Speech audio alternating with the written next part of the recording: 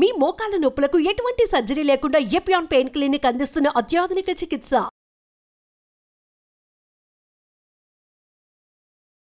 Hello yes, welcome to Suman TV. ప్రస్తుతం మనతో పాటు ఉన్న డాక్టర్ మాలతి శ్యామల గారు.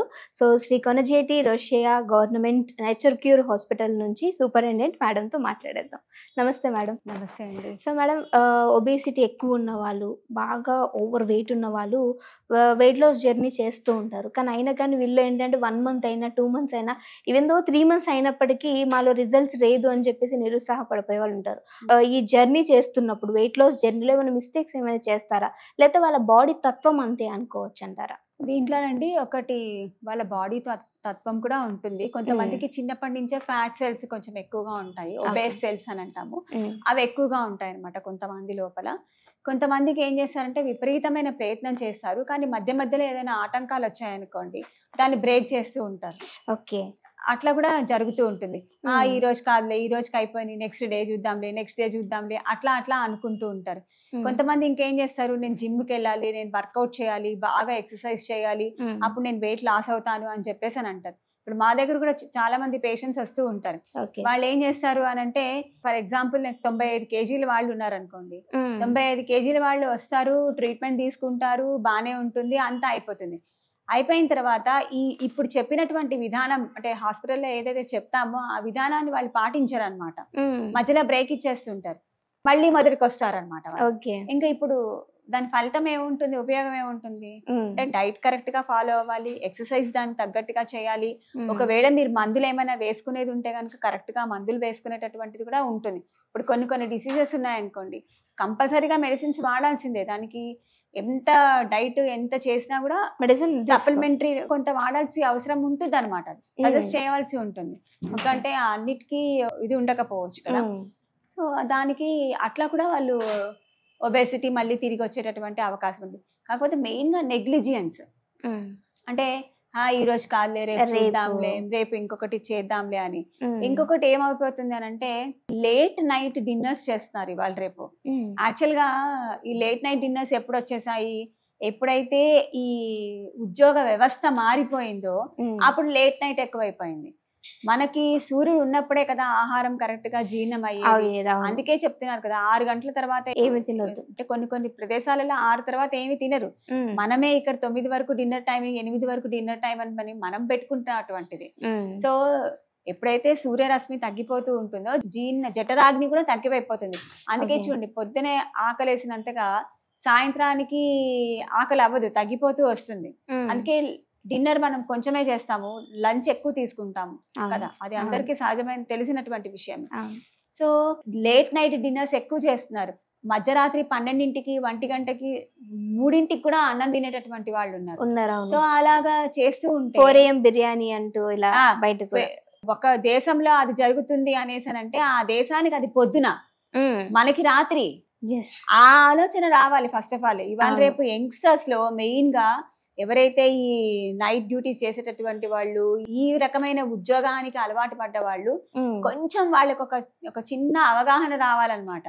ఏంటి అని అంటే, మనకి చేసేటటువంటిదేమో పొద్దున పూట అవుతుంది, వాళ్ళకి అక్కడ పొద్దున అవుతుంది, మనకి రాత్రి అవుతుంది. సో మనం ఏం చేస్తున్నాము, అక్కడ పని చేస్తున్నాం కరెక్టే, కానీ ఆహారం కూడా వాటితో సమానంగా తీసుకుంటున్నాము అని అంటే మన బాడీ తత్వం ఉండదు అనుకుంటా కదా. ఆబ్వియస్లీ మనకి తప్పకుండా ఒబేసిటీ అనేటటువంటిది ఎలా వద్దన్నా వస్తుంది. ఇంకొకటి ఏంటి అని అంటే, ఎప్పుడైతే మనం పని చేయాలో ఆ టైం లోపల పడుకుంటున్నాం, రాత్రంతా ఉద్యోగం చేస్తున్నాం, పొద్దునంతా పడుకుంటున్నాం. మరి బాడీ మెటబాలిజం అంతా రివర్స్ అయిపోయింది కదా. మరి ఒక్కసారి రివర్స్ అయినప్పుడు ఆటోమేటిక్ గా రివర్స్ గేర్ లోనే వెళ్తుంది. గేర్ ని రివర్స్ వేస్తే రివర్సే బండి వెనక్కి వెళ్తుంది కదా. ఇది కూడా అలాగే అన్నమాట. మెయిన్ కారణం ఏంటి అని అంటే పాటించకపోవడం ఫస్ట్ ఆఫ్ ఆల్. ఇంకొకటి ఏంటంటే, మధ్యలో తగ్గలేదు కదా అని చెప్పేసి ఏం చేస్తారనంటే, నేను ఇంతే, నాకు ఇలా తగ్గలేదు. ఇంకా కొంతమందికి వాళ్ళే సాటిస్ఫాక్షన్ చెప్పేసుకుంటారు, మా ఫ్యామిలీ అంతా లావుగా ఉన్నారు కాబట్టి నేను కూడా లావుగానే ఉన్నాను. వాళ్ళే సంధాయించుకుంటారు అనమాట. వాళ్ళకి సింపతి అనమాట. అందరు ఉన్నారు కదా, నేను కూడా ఏంటి అని అన్నట్టే నడిచిపోతూ ఉంటుంది. కానీ దానివల్ల ఏమేమి ప్రాబ్లమ్స్ వస్తున్నాయి అనేటటువంటిది వచ్చిన తర్వాత అర్థమవుతుంది. ఓకే. అంటే ప్రాబ్లమ్స్ అంటే మనం ఏమనుకోవచ్చు మేడం? ప్రాబ్లమ్స్ ఇప్పుడు ఒబేసిటీగా ఉన్నారనుకోండి, మ్మ్. ఆటోమేటిక్గా డయాబెటీస్ వస్తుంది, అవును. దాని తర్వాత హైపర్ టెన్షన్ వస్తుంది, cholesterol first of all cholesterol పెరుగుతూ వస్తుంది, దాని తర్వాత హార్మోనల్ ఇంబ్యాలెన్సెస్ జరుగుతాయి. అవును. ఇంకా ఆడవాళ్ళలో అయితే ఇన్సులిన్ రెసిస్టెన్స్ పీసీఓడి వస్తుంది, పీసీఓడి వస్తాయి, ఇన్ఫర్టిలిటీ వస్తుంది. ఇన్ని ఒకదానికొకటి చైన్ link అయి ఉన్నాయి. ఉన్నాయి. హార్ట్ ప్రాబ్లమ్స్ వచ్చే అవకాశం ఉంటుంది. కొలెస్ట్రాల్ పెరిగితే హార్ట్ అటాక్స్ వస్తాయి, బ్లాక్స్ వస్తాయి. ఇవన్నీ కూడా ఒబేసిటీకి ఒక కారణమే అన్నమాట. ఇంకొకటి ఏంటంటే మోకాళ్ళ నొప్పులు. మెయిన్ గా చాలా మందిలో మోకాళ్ళ నొప్పులు ఎందుకు వస్తాయంటే ఒబేసిటీ ఉండటం వల్ల కూడా మోకాళ్ళ నొప్పులు వస్తుంటాయి. ఎందుకంటే భారం అంతా నడిచే వాటి మీద పడుతుంది కదా, ఎక్కువగా ఆస్టియో ఆర్థరైటిస్, నీ జాయింట్స్ ఎక్కువగా వస్తాయి అనమాట. ఇంకొకటి కొంతమందికి హిప్ జాయింట్స్ లో కూడా వస్తూ ఉంటుంది. ఆస్టియో ఆర్థరైటిస్ అక్కడ ఒక చోటే కాదు, హిప్ జాయింట్లలో కూడా వస్తూ ఉంటుంది. సో ఒబేసిటీని భరించలేక పెయిన్స్ అన్ని ఎక్కువైపోతుంటాయి. ఎప్పుడైతే ఒబేసిటీ తగ్గుతారనుకోండి, వెయిట్ తగ్గుతారు, ఆటోమేటిక్ గా నడవడం ఈజీ అవుతుంది. సో మేడం, దీనికి ట్రీట్మెంట్ విధానం తీసుకోవడం బెస్ట్ అంటారా? అంటే సప్లిమెంట్స్ గురించి మాట్లాడుకున్నాం మనం, అంటే చాలా వరకు ఏంటంటే మెడిసిన్ అనేది ఎక్కువ అయిపోతుంది. ఒక్కసారి మనం ఏదైనా చెప్పామనంటే మెడిసిన్ త్రూనే వెళ్ళే వాళ్ళు ఉంటారు. ఈ డైట్ అంతా వదిలేస్తారు, ఎక్సర్సైజెస్ వదిలేస్తారు, మెడిసిన్స్ ఒకటి తీసుకునే వాళ్ళు ఉంటారు. సో ఇలాంటి వాళ్ళు ఏమైనా ప్రాబ్లమ్స్ ఫేస్ చేసే అవకాశం ఉందంటారు? అసలు ఒబేసిటీకి మెడిసిన్ లేదండి. ఒబేసిటీకి ఇప్పటి వరకు ఎవరు మెడిసిన్ కనుక్కోలేదు.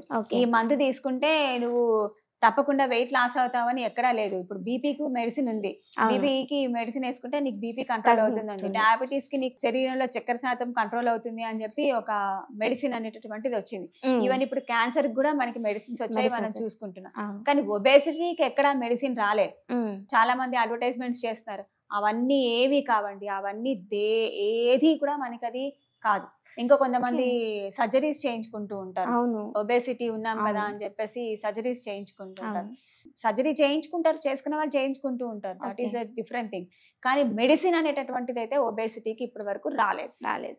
సో దానికి ఏంటి అని అంటే ప్రత్యామ్నాయంగా మనం ఏం చేసుకోవచ్చు అని అంటే డైట్ ఒకటి ఫాలో అవ్వాలి, కంపల్సరీగా ఎక్సర్సైజ్ చేయాలి. రోజుకి 1 గంట సేపు ఎక్సర్సైజ్ చేయాలి. అది ఏ ఎక్సర్సైజ్ అయినా కానివ్వండి, వాకింగ్ అయినా చేయొచ్చు, లేకపోతే యోగా ప్రాణాయామాన దాంతోనైనా చేయొచ్చు, లేదు మీరు జిమ్ కైనా వెళ్ళొచ్చు. ఏదో ఒక రకంగా అంటే మన శరీరంలో ఉన్నటువంటి అధికమైనటువంటి కొవ్వుని, అధికమైనటువంటి చక్కెర శాతాన్ని దాన్ని నియంత్రణం చేసుకోవడం కోసం అనేటటువంటి దానికోసం మనం ఎక్సర్సైజ్ అనేది చేయాలి.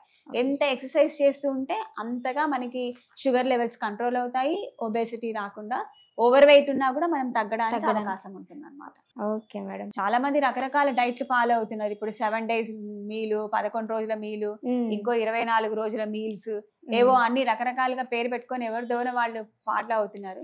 కానీ నేను ఒకటి చెప్తాను, 40 years దాటిన వాళ్ళు తప్పకుండా ఒక పూట భోజనం చేసి, ఒక పూట భోజనం అంటే కుక్కుడ్ మీల్ ఏదైనా కాదు, రొట్టె కావచ్చు, అన్నం కావచ్చు, ఏదైనా సరే ఒకటి చేసి సాయంకాలం మాత్రం ఫ్రూట్స్ సలాడ్స్ తీసుకొని, లేదు అది కూడా మేము ఉండలేము అనుకుంటే ఇంకా మధ్య మధ్యలో ఆకలేసి ఫ్రూట్ జ్యూసెస్ తీసుకొని, కొబ్బరి నీళ్ళు తీసుకోవచ్చు, ఫ్రూట్ జ్యూసెస్ తీసుకోవచ్చు, మజ్జిగ తీసుకోవచ్చు. అలా కనుక మెయింటైన్ చేస్తే, లేదు అది కూడా మేము ఉండలేము అనేసనంటే రైస్ బదులుగా మీరు చపాతీ తినొచ్చు, ఇడ్లీ తినొచ్చు. సాయంకాలం పూట ఇడ్లీ ఈజీగా జీర్ణం అవుతుంది కదా, ఆవిరికే ఉడుకుతుంది కదా, ఇడ్లీ తినొచ్చు, ఉప్మా తినొచ్చు, గోధుమ రవ్వ ఉప్మా తినొచ్చు.